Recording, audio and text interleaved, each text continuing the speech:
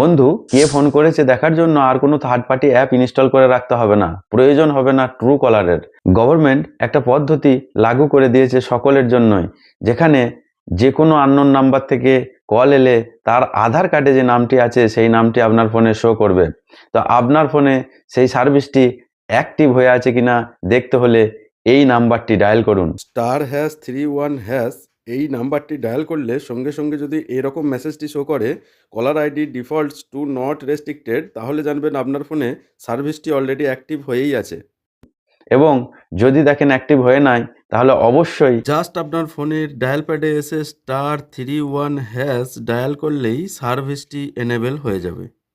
এখনই অ্যাক্টিভ করে নিন, কারণ এই সার্ভিসটি খুবই জরুরি।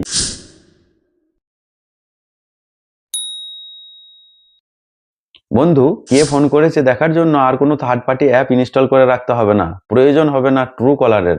গভর্নমেন্ট একটা পদ্ধতি লাগু করে দিয়েছে সকলের জন্যই, যেখানে যে কোনো আননোন নাম্বার থেকে কল এলে তার আধার কার্ডে যে নামটি আছে সেই নামটি আপনার ফোনে শো করবে। তো আপনার ফোনে সেই সার্ভিসটি অ্যাক্টিভ হয়ে আছে কিনা দেখতে হলে এই নাম্বারটি ডায়াল করুন।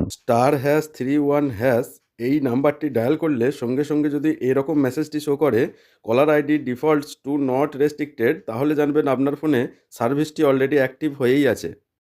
এবং যদি দেখেন অ্যাক্টিভ হয়ে নাই, তাহলে অবশ্যই জাস্ট আপনার ফোনের ডায়াল প্যাডে এসে *3 1# ডায়াল করলেই সার্ভিসটি এনেবেল হয়ে যাবে। এখনই অ্যাক্টিভ করে নিন, কারণ এই সার্ভিসটি খুবই জরুরি।